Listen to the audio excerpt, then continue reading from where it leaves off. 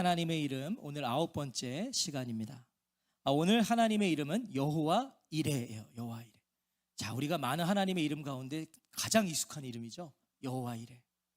자, 우리 14절 말씀을 다시 한번 읽어볼까요? 14절입니다. 시작.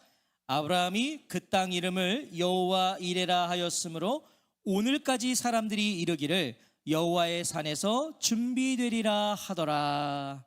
자, 우리에게 익숙한 여호와 이레의 의미는 뭐죠? 여호와 이레 뭐예요? 성경책 밑에 보면 각주 달려 있을 거예요. 여호와께서 준비하심이라고 돼 있죠. 성경책에 여호와께서 준비하시다, 준비하시는 하나님, 이게 우리에게 익숙한 여호와 이레입니다. 자, 그래서 우리는 흔히 이레를 뭐라고 생각하냐면 준비라고 생각해요. 이레 그러면 준비. 하지만 이 이레의 히브리어 기본 어근을 찾아보면요, 준비라는 의미보다는 보다라는 의미예요. 보다. 자, 이런 의미들이 담겨 있더라고요. 보다, 숙고하다, 고려하다, 주시하다, 주의를 기울이다. 보다. 어떻게 해요? 주의를 기울이다, 숙고하다. 자, 그럼 뭐겠습니까? 이레는 뭐예요? 보다에서 나온 준비라는 거예요. 보다에서 나온 준비. 야, 저게 무슨 말이지? 잘 들어보시면 됩니다. 자, 그래서 오늘은 제가 준비보다는요, 보다에 초점을 맞춰서 이 여호와 이레 하나님의 이름을 상고해 보고자 해요. 준비가 아니라 보다에 초점을 맞춰서. 자, 우리는 먼저 여호와 이레 하나님의 이름이 누구에게서 어떻게 고백될 수 있는지를 봐야 됩니다. 누구에게서 고백됐고 그가 어떻게 고백했는가, 그래야 여호와 이레에 담긴 진정한 의미를 우리가 알 수 있기 때문이죠. 창세기 22장은요 성경에서 손꼽힐 정도로 유명한 사건이에요. 그렇죠?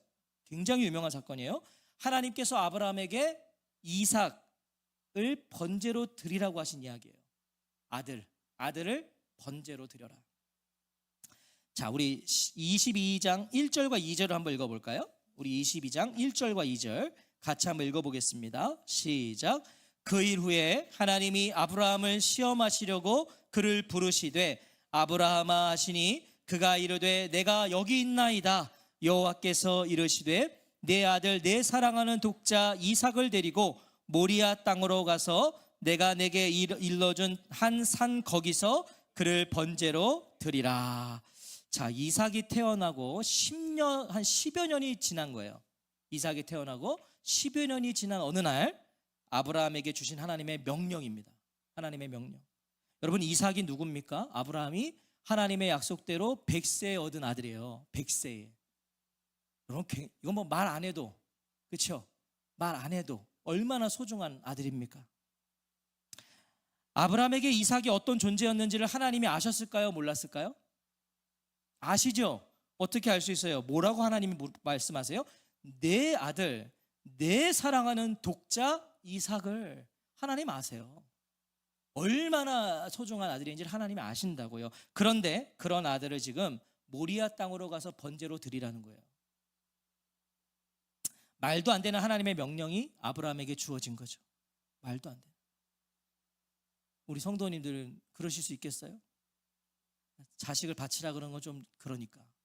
자, 만약 여기 지금 다 자녀가 둘, 셋씩 있어요. 하나님이 그 중에 한 자녀를 택해서 저 아프리카 오지, 물도 안 나오고 전기도 안 나오고 아무 핸드폰도 안 되는 곳으로 선교사로 보내라. 자, 누구 보낼 거예요? 보낼 수 있으신 분 손 드세요. 파송하게. 보내실 수 있겠어요? 사라는 있잖아요. 근데 여긴 죽이래요. 근데 사라는 있어요. 자, 그러면 목사님은 좀 달라야 되겠죠? 서로 민망하기 때문에 그냥 넘어가도록 하겠습니다. 자, 얼마나 소중한 아들인데 바치래요. 그런데 더 이해할 수 없는 건 아브라함이에요. 하나님도 이해가 안 되는데 더 이해가 안 되는 건 아브라함이라고요. 이삭은 분명 하나님의 약속으로, 하나님이 주신 하나님의 아들이에요. 약속으로 주셨어요. 줄게, 그리고 주셨단 말이죠. 자, 여러분, 줬다 뺏는 것보다 치사한 건 없어요. 그렇죠? 줬다 뺏는 거 얼마나 치사해요? 하나님 주실 때는 언제고 바치라니요. 하나님 약속대로 주셨는데 하나님 잘못 찾아오신 거죠? 옆집이죠? 여러분 이래야 되는 거 아닌가요? 아니요, 저는요 그래야만 한다고 생각해요. 어떻게 내 아들 그렇게 얘기해야죠. 그런데 아브라함은 하나님의 이 말도 안 되는 명령에 어떻게 합니까? 아무 대꾸도 안 해요. 여러분 하나님의 말씀을 지금 무시해서가 아니에요. 그냥 모르쇠로 일관하고 있었던 게 아니에요. 근데 아무 말도 안 했다는 건 뭘까요? 자, 3절을 보세요. 3절을 같이 읽어볼까요? 시작. 아브라함이 아침에 일찍이 일어나 나귀의 안장을 지우고 두 종과 그의 아들 이삭을 데리고 번제에 쓸 나무를 쪼개어 가지고 떠나 하나님이 자기에게 일러주신 곳으로 가더니, 하나님의 명령에 아무 대답이 없던 아브라함은요 하나님을 무시했던 게 아니었어요. 아침에 일찍 일어나 그 하나님의 명령대로 모리아 땅으로 갑니다. 심지어 밭이라는 이삭을 데리고 가요. 그리고 진짜 번제에 쓸 나무까지 다 준비해서 갑니다. 이거 이해가 되세요? 도대체 이때 아브라함은 어떤 마음으로 집을 나섰는지가 궁금하더라고요. 도대체 어떤 마음이었을까? 우리가 반드시 천국 가서 물어봐야 될 질문 중에 하나입니다. 전 물어볼 거예요, 아브라함한테. 그때 어떤 마음으로 그랬냐고. 자, 그런데 4절을 보시면요 이때 아브라함이 어떤 상태였는지를 조금 알 수 있어요. 아브라함이 어떤 마음이었는지를 조금 알 수 있다고요. 자, 4절을 한번 보세요. 4절. 자, 4절 한번 같이 읽어볼까요? 시작. 제3일에 아브라함이 눈을 들어 그곳을 멀리 바라본지라. 아브라함이 있던 브엘세바에서 모리아 땅까지는요 약 80km 정도입니다. 굉장히 먼 거리죠. 당시에는 이제 3일 길이었대요. 그게 3일을 걸어가야 되는 거예요. 그런데 3일째 되는 날 아브라함이 비로소 눈을 들어 목적지를 봤다는 겁니다. 지금 3일째 되는 비로소 눈을 들어 목적지를 확인했다. 자, 이것은 얼마나 왔는지, 내가 얼마나 남았는지 그것을 봤다는 게 아닐 겁니다. 얼마나 남았나? 이거 봤다는 게 아닐 거예요. 아브라함은 3일 내내 고개를 들 수 없던 겁니다. 3일 내내 얼마나 왔고 얼마나 남았는지를 도저히 확인할 수가 없는 거예요, 아브라함이. 그런데 3일째 되는 날 아브라함이 눈을 들어 목적지를 바라볼 수 있었다는 건 뭘 말해주는 거죠? 여러분, 도저히 그걸 못 보겠어요. 왜? 거기는 내 아들 죽이는 장소거든. 도저히 못 보겠는데 3일째 되는 날 그가 눈을 들어 그걸 봤다는 건 뭘 말해주냐고요. 아브라함 안에 어떤 결심과 확신이 생겼다는 걸 말해주는 거 아니겠습니까? 뭔가가 좀 정리가 됐다는 걸 말해주는 거 아니겠어요? 이틀 동안 하나님과 아브라함 사이에요 말로 다 할 수 없는 씨름이 있었다는 걸 말해주는 거예요. 여러분, 그 씨름이 어떤 것인지를 자식을 둔 분들은 알 겁니다. 그 씨름이 어떤 씨름이었을까? 지금까지 얼굴 한번 제대로 들지 않고 침묵 속에 있던 아브라함이 3일째 되던 날에 눈을 들어 모리아 땅을 바라본 그 이후를 보세요. 한번. 자, 바라본 이후를 보시자고요. 그가요 말을 하기 시작해요. 말을. 지금까지는 말을 할 수가 없었어요. 여러분, 무슨 말을 하겠어요? 내 자식 죽이러 가는데. 자, 5절 같이 읽어볼까요? 5절 시작. 이에 아브라함이 종들에게 이르되 너희는 나귀와 함께 여기서 기다리라. 내가 아이와 함께 저기 가서 예배하고 우리가 너희에게로 돌아오리라 하고, 아브라함 여태껏 동행하던 두 종에게 갑자기 이제 너희는 여기에서 기다리라고 그래요. 너희는 여기서 기다려라. 그리고 나서 놀라운 말을 해요. 뭐라고 하죠? 내가 아이와 함께 저기 가서 예배하고 우리가 너희에게로 돌아오리라. 우리가 돌아오리라. 지금 아브라함과 이삭의 모리아행은 이삭을 번제로 바치기 위함이었어요. 바치는 거예요, 여러분. 그 하나님의 명령은 바뀌지 않았어요. 여전히 유효해요. 하나님이 취소하지 않으셨어요. 바치는 거예요. 그런데 아브라함은 우리가 너희에게로 돌아오리라. 우리가 돌아오리라. 자, 물론 두 종을 안심시키기 위해서 그렇게 말했을 수도 있어요. 또 이 두 종이 어떤 의구심도 갖지 않도록 그렇게 말했을 수도 있어요. 의심을 사면 안 되니까. 그런데 모리아 산을 오르며 아들 이삭과 나눈 대화가 심상치가 않아요. 이제 둘이서 올라가면서 한 대화가 있어요. 종들과 헤어진 후 이제 정말 아브라함과 이삭 단둘만의 산행이죠. 둘밖에 없어요. 이삭은 나무를 쥐고 있고요, 아브라함은 손에 불과 칼을 들고 올라가고 있습니다. 두 사람이 들고 있는 재료는 누가 봐도 번제의 재료예요. 그렇죠? 번제, 나무, 칼, 불을 들고 있다고요. 이건 번제예요. 그런데 가장 중요한 뭐가 없어요? 재물이 없잖아요. 지금 바칠 재물이 없으니까 이삭이 이상한 거예요. 지금 이상한 거예요. 이건 누가 봐도 번제를 위해 가는데 재물은 없어. 그래서 무거운 침묵 속에 있는 아버지에게 이삭이 용기를 내서 물어봐요. 불과 나무는 있거니와 번제할 어린 양은 어디 있나이까? 아버지, 번제로 바칠 재물은 어디 있죠? 이 이삭의 질문에 아브라함이 내놓은 답이 8절이에요. 자, 8절 같이 한번 읽어볼게요. 8절 시작. 아브라함이 이르되 내 아들아, 번제할 어린 양은 하나님이 자기를 위하여 친히 준비하시리라 하고 두 사람이 함께 나아가서. 자, 우리가 이 아브라함의 대답을 지금 잘 봐야 돼요. 8절 이거 잘 봐야 돼요. 지금 번제로 드릴 어린 양이 절실히 필요한 건 누구죠? 번제로 드릴 양이 절실히 필요한 건 아브라함이에요. 그죠? 왜?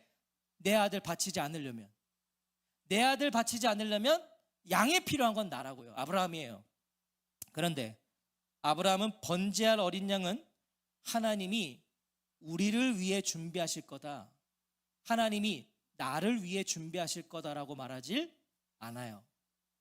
필요한 건 난데, 필요한 건 우리인데 그렇게 말하지 않고 뭐라 그래요?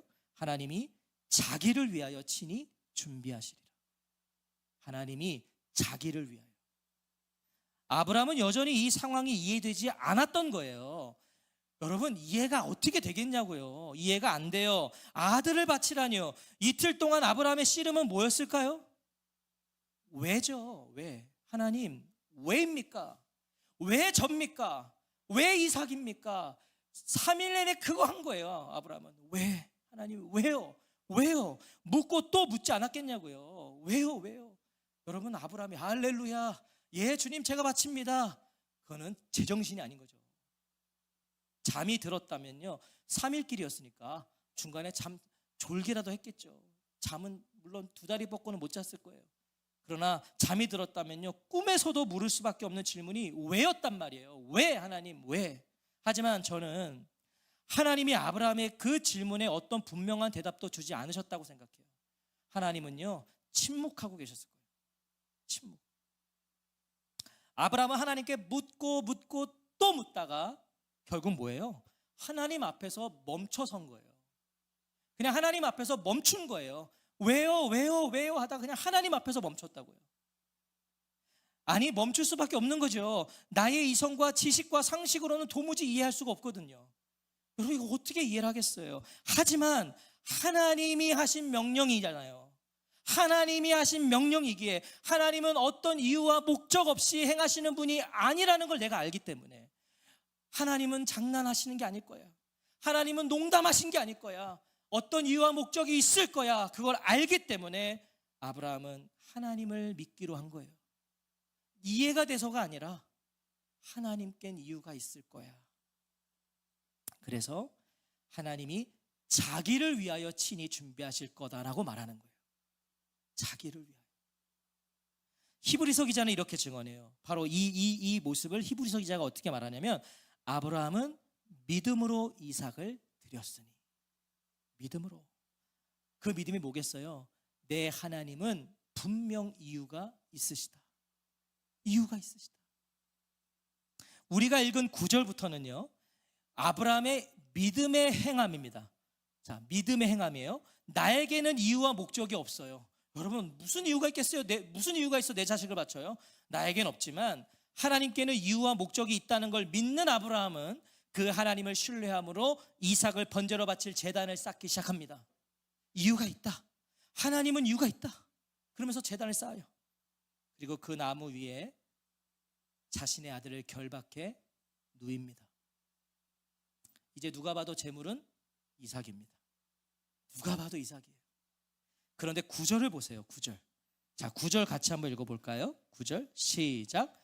하나님이 그에게 일러주신 곳에 이른지라 이에 아브라함이 그곳에 제단을 쌓고 제단 나무 위에 놓고. 아브라함이 제단을 쌓았을 때요, 이삭이 재물이 어디 있냐고 물었다는 기록이 없어요. 제단을 쌓고 있어. 진짜 지금 뭘 할 것 같아.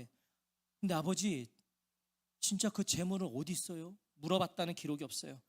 아브라함이 건장한 청년 이삭을 붙잡았을 때, 그를 막 결박하기 시작했을 때 이삭이 거기에 대항했다거나 반항했다는 기록이 없어요. 그의 아들 이삭을 결박하여 제단 나무 위에 놓고 이삭은 자신을 결박하는 아버지를 그냥 묵묵히 바라볼 뿐이었어요. 우리 교회에도 이런 자녀들이 있기를 원합니다. 오늘은 엄마가 나 막 묻고, 그래도 가만히 있는 자식이 있다면 무섭겠죠. 이삭은 가만히 있는 거예요. 아브라함이 하나님을 신뢰했던 것처럼 이삭은 아버지를 신뢰했다고밖에 볼 수 없는 거예요. 이삭도 이유를 모르겠어요. 갑자기 내 아버지가 나를 묶어요. 근데 이삭도 모르겠는데 아버지를 신뢰하는 거예요. 아버지를. 자, 이렇게 준비는 끝났어요. 이제 번제로 드릴 제물에 피를 흘려야 됩니다. 여러분, 번제로 드리려면 각을 떠야 돼요. 피를 다 쏟아야 돼요. 아브라함은 조용히 준비해온 칼을 집어 높이 들어 누워있는 제물 이삭을 바라봅니다. 바라봐요. 아브라함도 이삭도 이 순간 무슨 말을 할 수 있었겠어요? 그렇죠? 무슨 말을 할 수 있겠어요? 안 아프게 해줄게. 무슨 말을 하겠어요? 제가 상상해 봤을 때는 그냥 서로 눈물만 주룩주룩 흘렸겠죠. 아무 말도 못하고. 아브라함은 마지막까지 하나님의 어떤 사인을 기대했을 겁니다.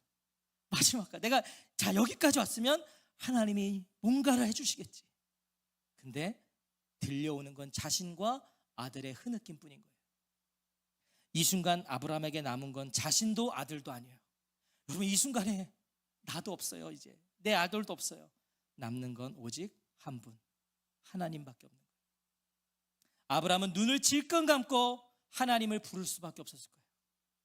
속으로 불렀겠죠. 하나님. 그리고 칼을 내리치는 바로 그때 침묵하시던 하나님이 그를 다급히 부르시는 거예요. 자, 그러면 여러분, 이 상태에서 부르신 게 아닌 거예요. 내려오고 있는 거예요.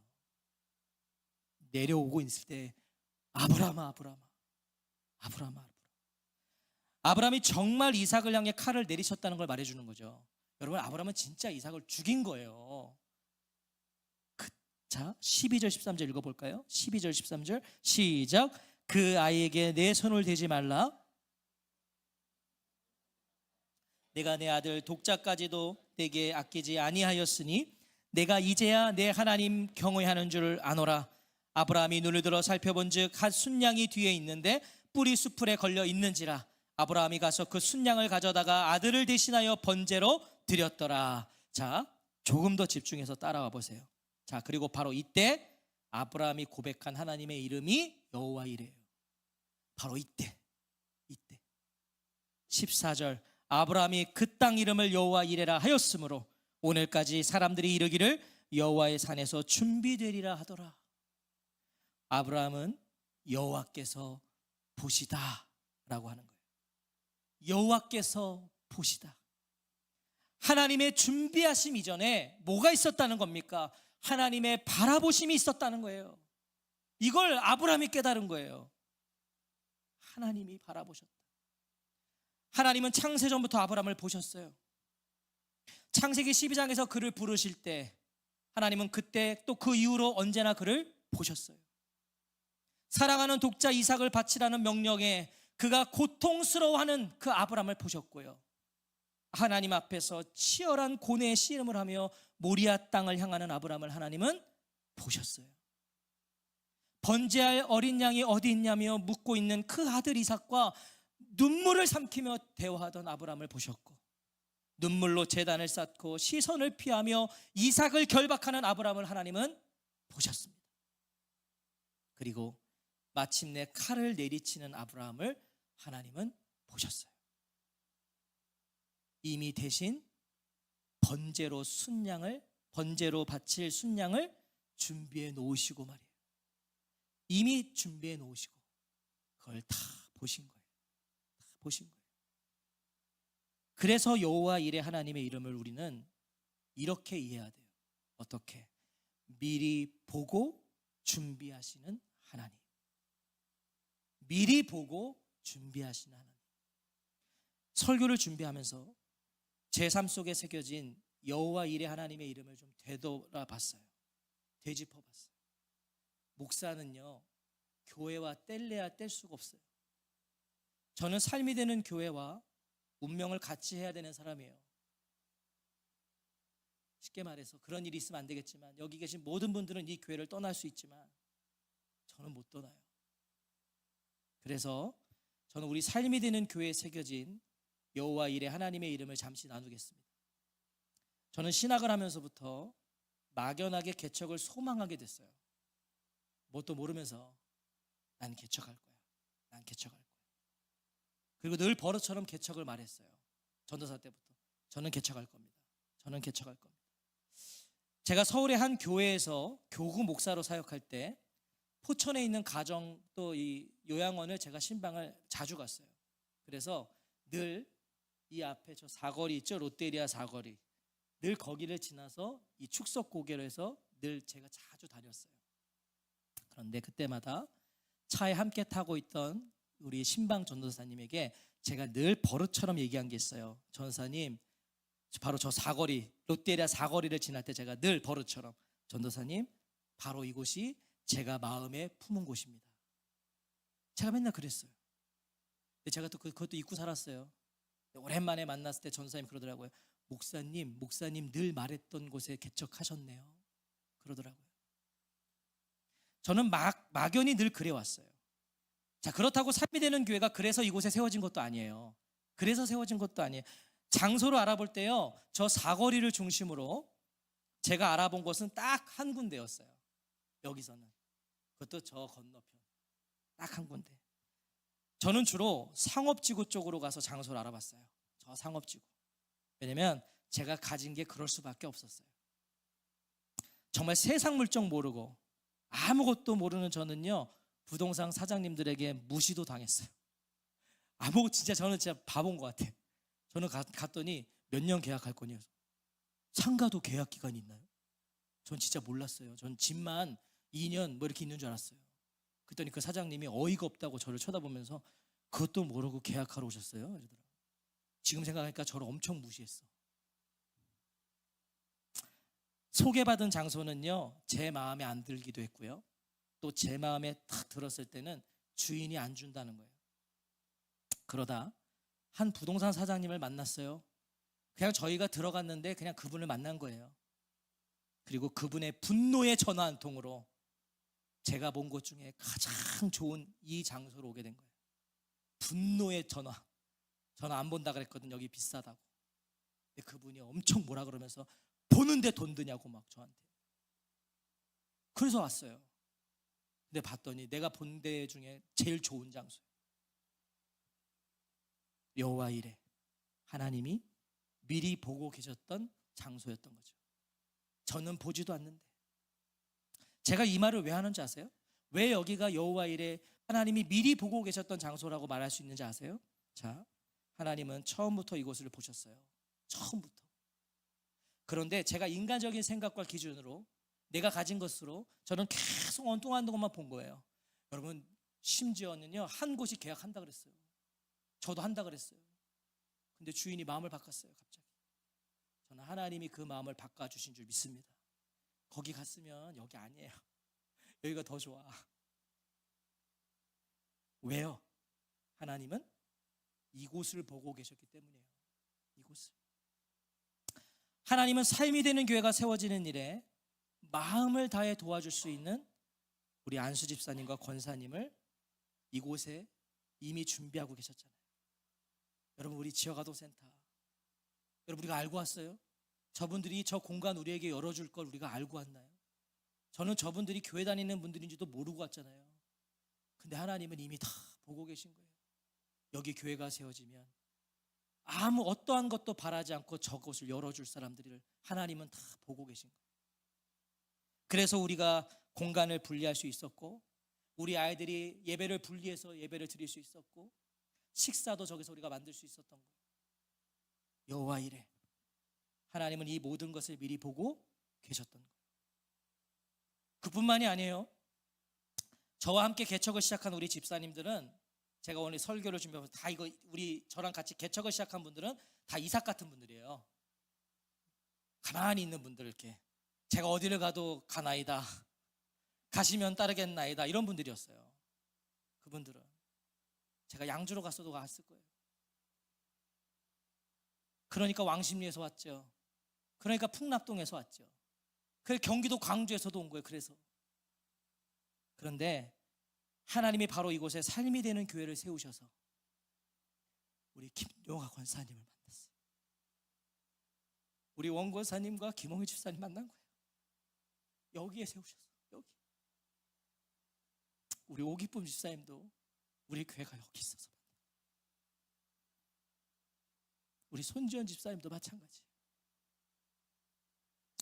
강영순 자매님도 그렇죠. 우리 교회가 여기 있으니까. 여러분, 송우리 사세요. 송우리. 우리가 저 가능동 갔으면 안 와요. 근데 여기 축복곡에 넘어오면 오니까 오시잖아요. 우리 지은이는요, 여기 밀라가 있어가지고 같이 올 수 있는 거예요. 잠실에서 올 수 있는 버스가 있어요.